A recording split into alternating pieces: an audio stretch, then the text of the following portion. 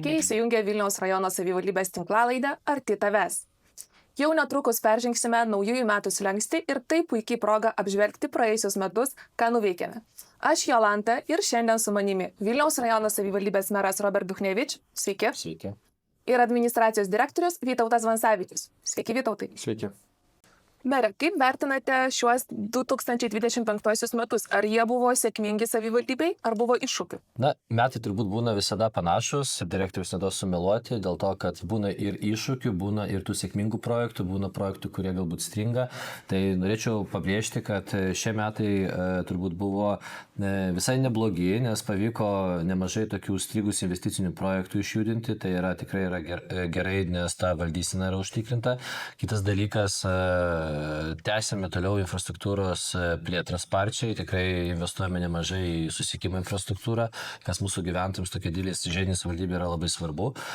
Manau, kad labai daug nuveikta yra sveikatos priežiūros srityje, nemažai projektų, Interreg projektai, dėl mobiliųjų paslaugų laimėti, investicijos į patalpų atnaujinimą, į personalo pritraukimą.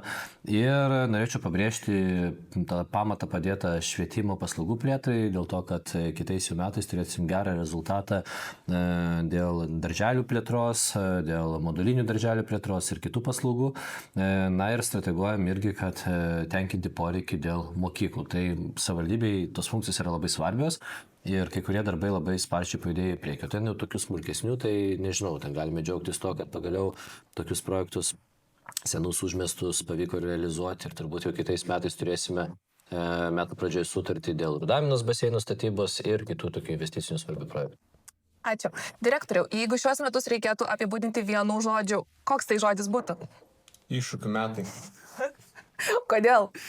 Tai man atrodo, iššūkis buvo pirmos dienos savivaldybėje, nes iš tikrųjų prie komandos mero prisijungiau tada, kada vyko ir struktūriniai pokyčiai, savivaldybėje buvo įdiegta ir nauja dokumentų valdymo sistema, kurią dar ne visi taip labai gerai mokėjo naudotis. Nu ir aišku, pirmos dienos, kai reikėjo jau eiti ir į komitetus aiškintis dėl tų struktūrinių pokyčių, taip keistai buvo. Bet manau, kad šiaip pokyčiai buvo reikalingi ir viskas tik į naudą.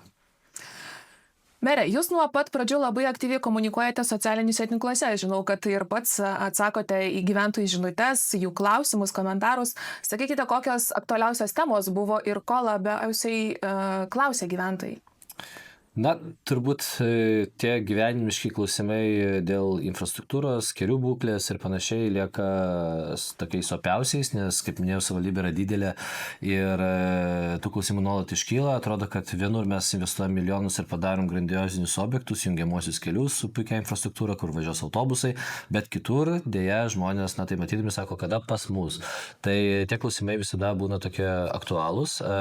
Kitas dalykas, priklausomai nuo teritorijos, ar tai yra priemiestis ar pasienis labiau, tai priemiestai aktualūs išlieka švietimo klausimai ir visi kiti.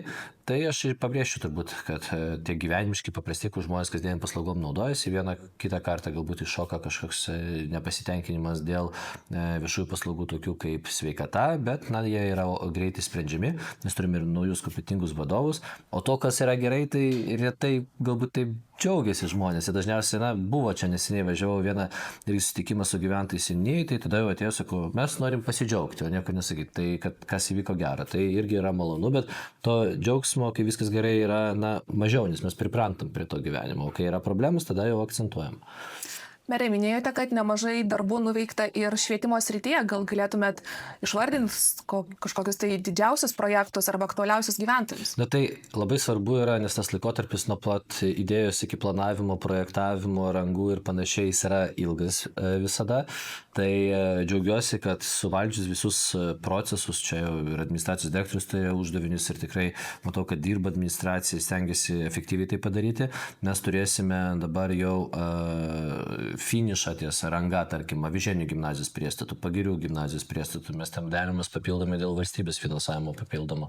Taip pat Nemėžis, priestatas yra prie gimnazijos ir visi kiti, ir tarybai pritarus, nes diskutavom su politikais, turim šiais metais pirmą kartą modulinių darželių nuomos programą ir jau Zujūnuose, Rastinėnuose moduliai veikia, turime dar planus dėl Galgių Turime planus dėl plėtros Nemėžyje, Skaidiškėse, ne? Tai tikrai yra smagu, nes matome, kad kitais metais, jau po naujų metų, tos sutartys, kurios pasirašytos, taps realiom, jau moduliai stovės ir procesas juda tikrai gan greitai. Na ir vėlgi kiti modeliai veiklos, kai taryba pritarė siūlymui dėl nuomos programų, dėl viešųjų paslaugų, tai dabar turime irgi atitinkamai kai kuriuose teritorijose, pavyzdžiui, Bukiškėje turim pasirašytą sutartį, ir turėsim irgi naują modernų darželį link pavasario kažkur, ne? Tai irgi džiaugiamės tokiais pasiekimais. Analogiškai svarstome, kur yra žemės sklypai, teritorijos, jau mano minėti buvo Galgiai, bet turime ir prašymus gyventojų dėl Mickūnų, tarkim, pradinio ugdymo kokio, tai irgi analizuojame, kaip galėtume tą poreikį tenkinant, bet bendraujant irgi su ministerijos švietimo įstaigom, kad ta konkurencija nebūtų tokia, būtų sveikas planavimas, kad jeigu vieni kažkur daro, tai kiti neturėtų investuoti pinigų ten vėjais, nes galų gale gali pristatyti ir tuščių pastatų. Tai tokių darbų padaryta nemažai stambiosiuose tokiuose teritorijose. Direktoriau, girdėjau, kad jūsų metai tikrai prasidėjo įdomiai ir su iššūkiais, bet tuo pačiu šiemet Vilniaus rajone buvo ir nemažai renginių, didelių koncertų. Tai žiemos vakarėlis Nemenčinėje, vasaros fiesta Nemenčinėje, Riešėje, Rudaminoje. Taip pat yra minimos ir valstybinės šventės, kai nešama trispalvė gyvenviečių gatvėse ir gyventojai neša trispalvę. Sakykite, ar tos pačios šventės ir tų pačių renginių gyventojai gali tikėtis ir kitais metais? Tai aš manau, kad žinoma, meras kelia didelius lūkesčius ir renginių kokybei, ir renginių dydžiui. Tai iš tikrųjų šiemet tikrai turėjom tuo, ko didžiuotis. Tai turbūt be ne pirmas Lietuvoje žiemos vakarėlis, kur visi pasijautėm kaip kalnuose. Tai aš tikiuosi, kad šitą tradiciją tikrai tęsim. Ir žinoma, kokybiški koncertai, kokybiški renginiai vasarą, kurie tikrai sutraukia labai didelį skaičių dalyvių. Ir tikrai manau, kad kitais metais mes šitą tradiciją tęsim, neapsiribosim tik Lietuvos atlikėjais, kviesim ir užsienio žvaigždės, nes, žinot, mes esam šalia miesto, kuris tikrai siūlo kokybišką kultūrą, tai negalim atsilikti. Bet manau, kad šiais metais tikrai mes...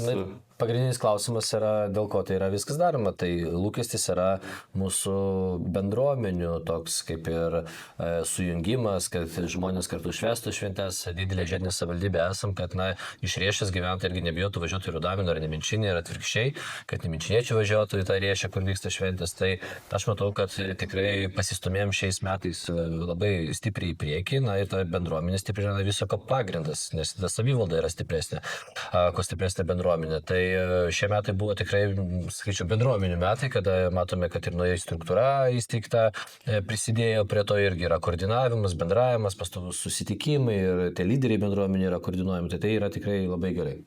Mere, o kuris atlikėjas jums labiausiai patiko?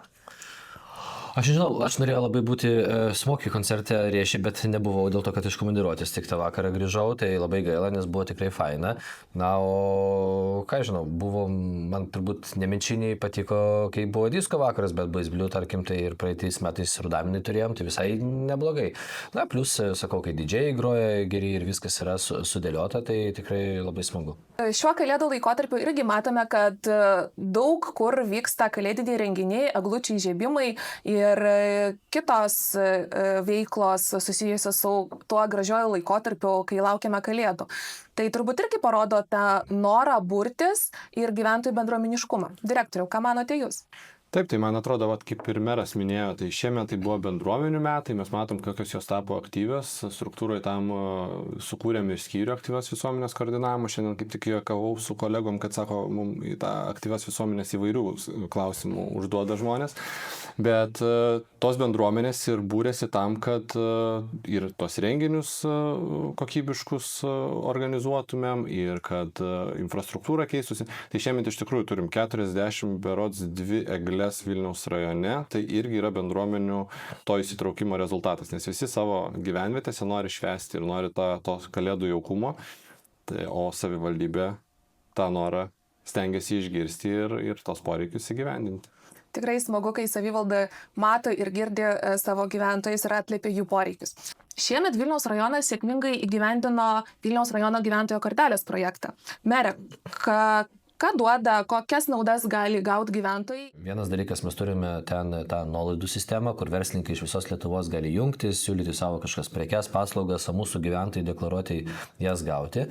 Kitas dalykas, mes identifikuojame mūsų gyventojus, kurie prisijungia ir tai yra viskas padaryta pagal teisės aktus galiojančius, galime vykdyti apklausas oficialias. Mums tai yra svarbu, nes jeigu bus prisijungę daug gyventojų iš konkrečios, tarkim, teritorijos, seniūnijos, tai tarkim, kažkoks infrastruktūros objektas yra plėtojamas, tai mes jau galim paduoti informaciją ir žmonės gali išreikšti savo nuomonę. Ir tai yra greičiau, efektyviau.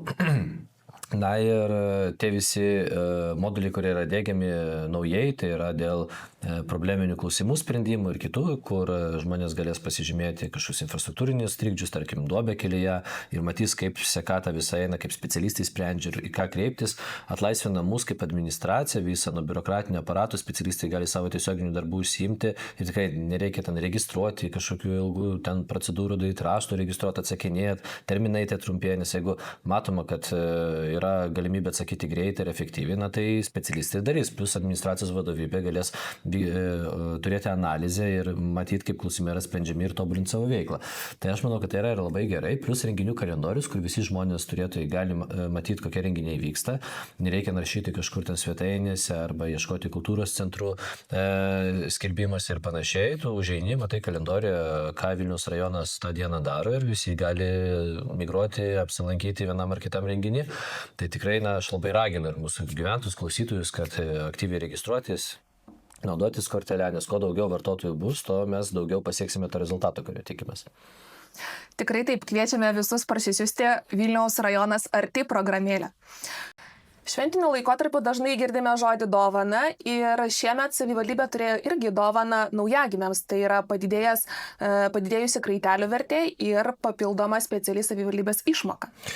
Taip, aš manau, kad tai yra geras politinis sutarimas, nes diskutavom ilgai, kad mūsų kaip Vilniaus rajono savivaldybės kraitelis yra gan kuklus. Kai kurie sakė, kad Vilniaus rajonas ir taip yra augantis, galbūt nereikia investuoti į tai, bet pabrėžti reikėtų, kad augantis ta vidinės migracijos sąskaita, demografinė situacija dėja Lietuvoje visoje išlieka panašiai ir gimstamumas nėra didesnis. Tai aš manau, kad savo gyventojus reikia irgi skatinti, raginti ir palaikyti. Buvo 50 € vertės kraitelis, pavyko rasti politinį vidurkį sutarimą ir dabar jis yra 150. Žmonės tikrai matau, kad džiaugiasi, nes rugsėjo mėnesį turbūt dar atnaujinom vėlgi sąstatą viso kraitelio, tai tikrai yra labai daug naudingų prekių naujagimiams, reikalingų daiktų. Ir kartu šalia šito kraitelio įteisinam dar papildomą išmoką vienkartinę, 210 € jinai siekia, yra pastoviai indeksuojama. Tai tarkim, Kauno rajone yra vien nemaža suma skirta pačiam kraiteliui, kiti turi papildomas išmokas kokias, o mes taikome tokią dvigubą sistemą ir aš manau, kad tai yra tikrai teisinga, nes ir suteikiam žmonėms galimybę patiems pasirinkti pagal tas skirtas lėšas, ką nusipirkti, o iš kitos pusės irgi kokybiškas prekes reikalingas naujagimiams skyrium. Tai tikrai aš manau, kad tai yra geras sutarimas ir politinis, ir geras pasiekimas, kurį pavyko įgyventi labai efektyviai. Aš manau, kad šeimos irgi džiaugiasi tokia parama iš savivaldybės pusės. Kadangi iki gražiausių metų švenčių liko visai nedaug, jau kelios dienos, tai pabaigai trumpą palinkėjimą gyventojams, direktoriau. Tai man atrodo, kalėdinis laikotarpis yra tas laikotarpis, kai tikrai turim susikaupti, pabūti ramiai, pabūti su šeimom, skirti laiką savo šeimom. Tai aš linkėsiu turbūt visiems ramybės, linkėsiu gero laiko su artimaisiais ir turbūt sėkmingų ateinančių metų ir gyventojams ir savivaldybei, kad tuos darbus, kuriuos šiemet pradėjom ir kuriuos anksčiau pradėjom, kad galėtumėm tęsti ir kad galėtumėm imtis naujų iššūkių, kurie keistų mūsų rajoną ir darytų jį patrauklesnį gyventi. Mere, kokie jūsų palinkėjimai būtų? Tai turbūt tas, kas svarbiausia, tai yra visų pirma sveikata, kad žmonės jos nestokotų ir kad savo veiklose tikrai sektųsi. Tas laikas, kaip minėjo direktorius, yra laikas, kada mes galime stabtelti, pabūti truputį daugiau, o ir kalendorius yra labai palanku šiais metais pabūti daugiau su šeima, tai vertinkim tą laiką, nes jis labai greit bėga. Na, o dar kaip meras palinkėsiu, kad tas įsitraukimas, apie kurį mes kalbėjom, ir bendruomenių, mūsų gyventojų, būtų kuo aktyvesnis, kad visi žmonės nebijotų tikrai įsitraukti į savivaldybės valdymą. Mes esame atvira savivaldybė ir labai norime, kad mūsų gyventojai, rinkėjai, kad suprastų, kad tas visas pamatas kūriamas būtent nuo stiprių bendruomenių, kuriomis yra būtent mūsų žmonės. Ačiū už šios gražius palinkėjimus. Tikimės, kad jie tikrai išsipildys ir ačiū už įdomų pokalbį. Dėkojame ir jums. Linkime ramaus ir šilto laukimo bei sėkmingų ateinančių naujųjų metų. Tikimės, kad ir kitais metais irgi būsite su mumis, su Vilniaus rajono savivaldybės tinklalaide Arti tavęs. Iki.